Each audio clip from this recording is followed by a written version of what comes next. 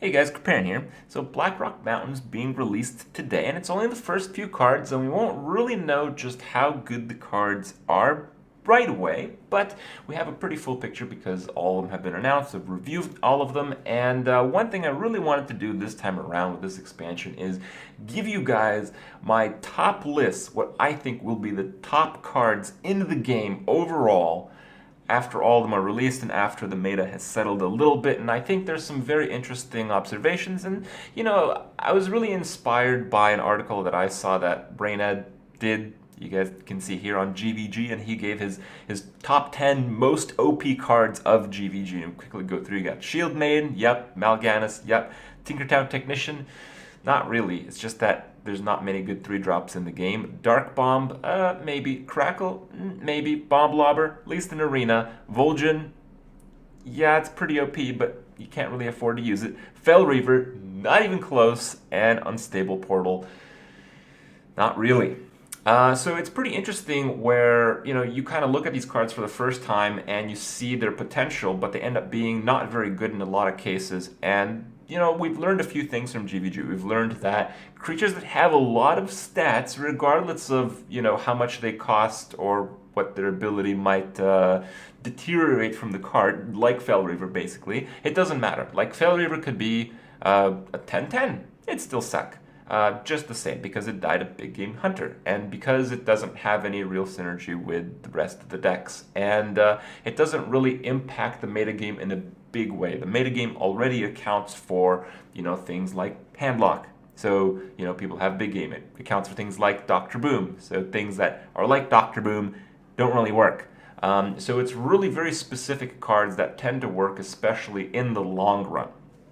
Now, what do I think is going on with Blackrock Mountain? Well, I really took a very close look at all the cards, and I came to the realization that there are a few classes that can actually make dragon decks, and the other ones just make crappy versions of those decks. So if dragon decks are good, and I imagine they are, those classes are going to have dragon decks, but the others might not really survive. So you guys might not have realized, but I mentioned that there's no class dragons before the last reveal of the Blackrock cards, and then we got revealed some class dragons, and the class dragons are the priest one, which is a piece of crap, and then the paladin one, which we'll talk about that in a little bit, but it turns out it's pretty good.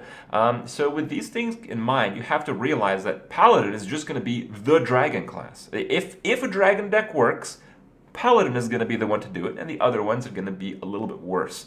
So you have to consider that a lot of the cards that might seem really good really might not be very good for most classes. So, if Paladin is really the only class that can pull off the Dragon deck, then people will start, playing Harrison Jones, start playing cards that really just work against Paladin rather than against Dragons. So it may not actually be that powerful. Priest is the other class that I think will work with Dragon despite their shitty-ass class Dragon. I think they have some synergy with the Dragonkin Sorcerer, and they have, just good overall play with big minions, which Dragons are. And maybe, like, Druid can pull it off because they have the mana acceleration and, like, I don't know, maybe some buffs or something, maybe.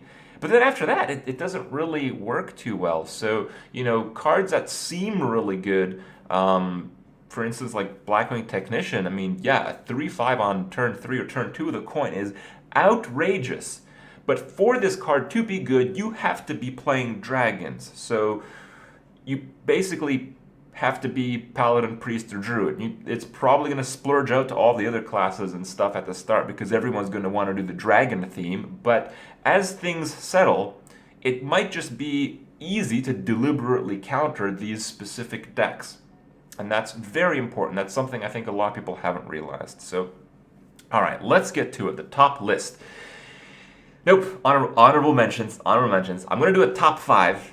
And because it's top 5, doesn't really show a lot of my reasoning. So in the first release of Blackrock, we saw the Hungry Dragon. And the Hungry Dragon does seem to be a very powerful card, but it's not really powerful enough.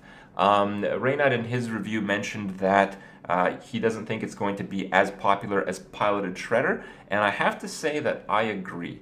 Hungry Dragon might be a card put in dragon decks, but again, there might not be that many dragon decks. And for those that are, if you're playing Priest, you might play Dragonkin Sorcerer instead, you know?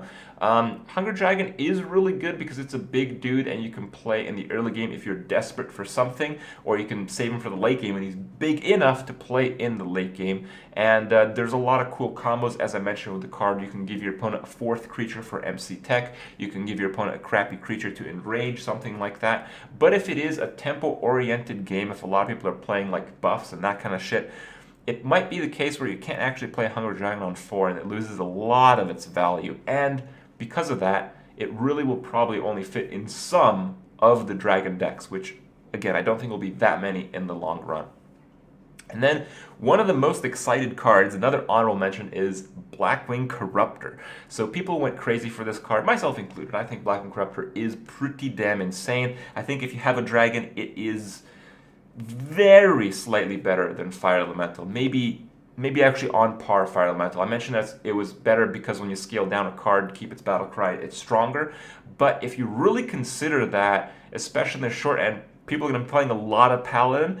Paladins like to play a card called True Silver Champion.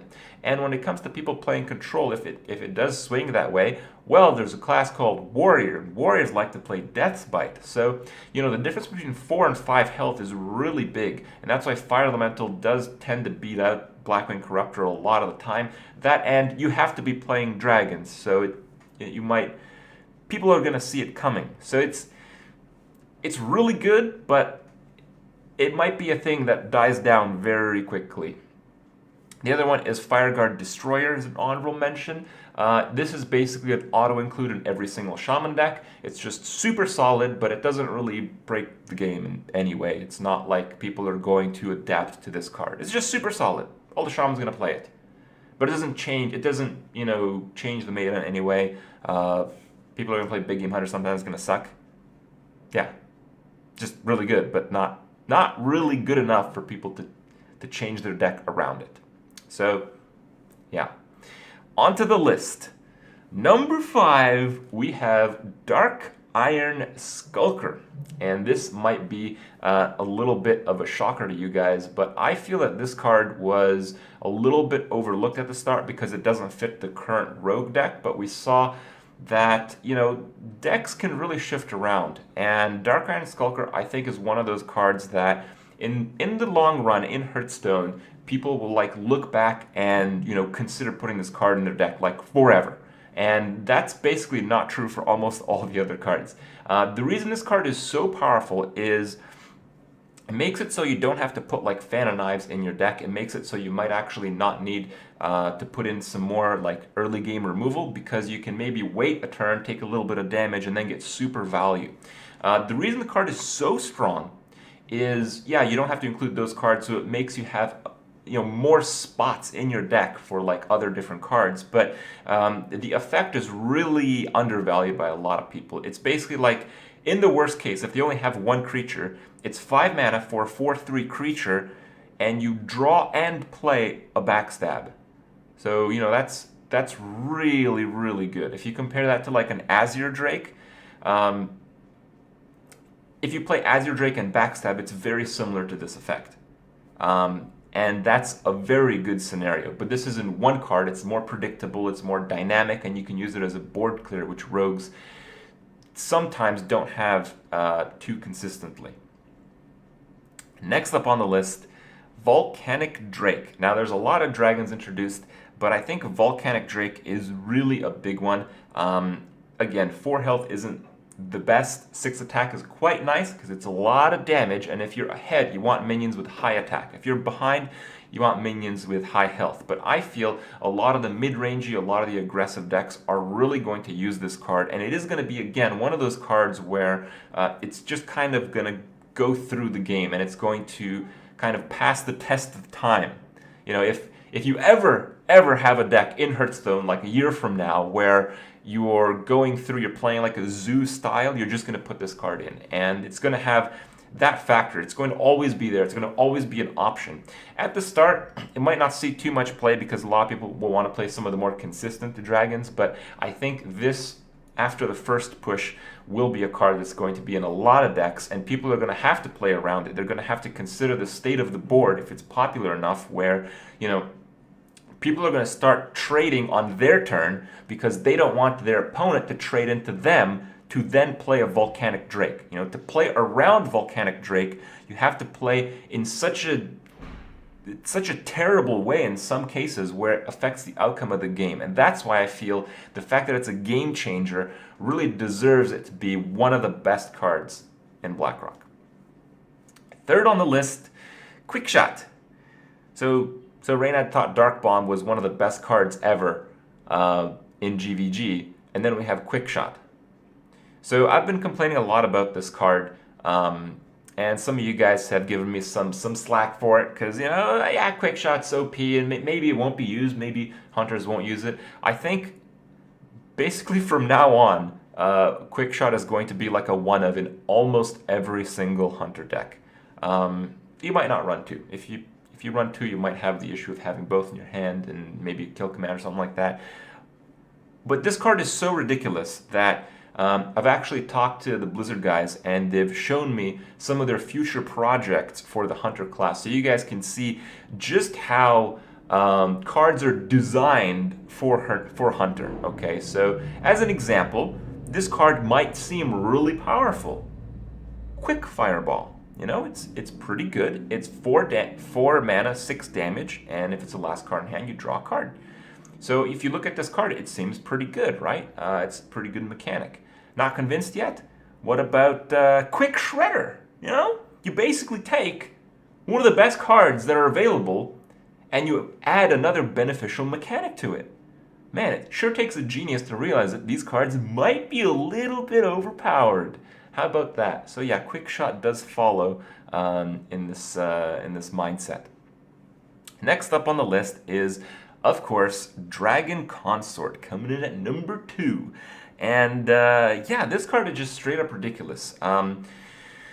It makes it so if you're playing the dragon deck, and you guys have seen the dragons are all quite efficient, your next dragon costs 2 less, which is just a little bit worse than this card itself costing 2 less. So it's basically a little bit worse, just a little bit, than a 3 mana 5/5 dragon, which is crazy. I think the biggest disappointment of Blackrock is that this card is Paladin only. There's only 2 classes that get dragons. The other one gets a piece of shit, it's Priest, and the other one is Paladin, and it basically gets the best dragon in the game, Dragon Consort. And I think that's just totally unfair, but hey, I like Paladin, so I'll roll with it. I'll play this card. I'll play some Dragon Pally.